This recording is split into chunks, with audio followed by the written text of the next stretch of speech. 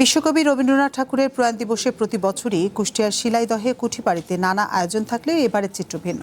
এই নিয়ে বিস্তারিত জানাতে কুষ্টিয়া থেকে আমাদের সঙ্গে যোগ দিচ্ছেন সনি আজিম।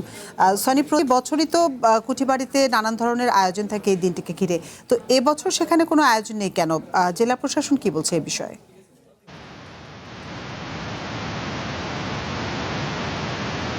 আতিফা, আজ 22শে শ্রাবণ বিশ্বকবি রবীন্দ্রনাথ ঠাকুরের 85তম প্রয়াণ দিবস। এই উপলক্ষে কুষ্টিয়ার শিলাইদহের কুঠিবাড়িতে নেই কোনো আয়োজন।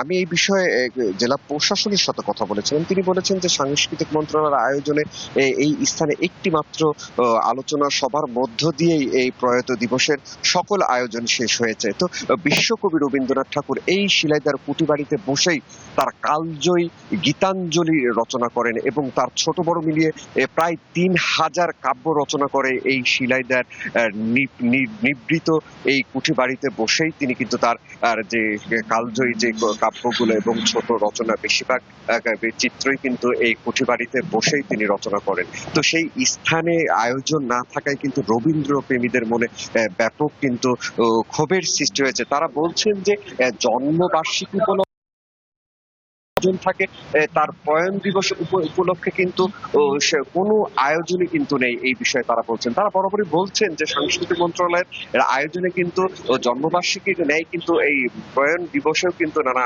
আয়োজন থাকলে কিন্তু ভালো হতো, তারা এইরকমই বলছেন। তো কবিগুরু রবীন্দ্রনাথ ঠাকুরের বিশ্ব দরবারে তিনি যে নোবেল পুরস্কার পেয়েছেন গীতাঞ্জলি, সেটি কিন্তু এই এই রবীন্দ্রনাথের এই কুঠি বাড়িতেই কিন্তু তিনি রচনা করেছেন। তো এই বিষয়ে কিন্তু দূর দূরান্ত থেকে দর্শনার্থীরা এসেছেন, তারা কিন্তু নানান আয়োজনের কথা শুনে কিন্তু তারা এই কবিগুরুর স্মৃতি বিজড়িত কুঠি বাড়িতে কিন্তু একটি বার কিন্তু তার যে আয়োজন সেটি কিন্তু দেখার জন্য তারা এসেছেন।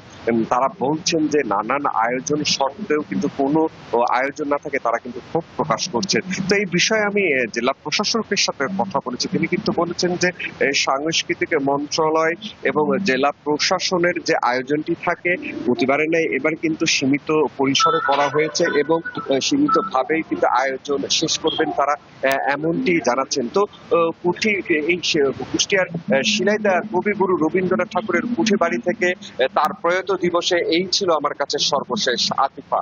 সনি আজিম, আপনাকে অসংখ্য ধন্যবাদ আমাদের সাথে যোগ দেওয়ার জন্য।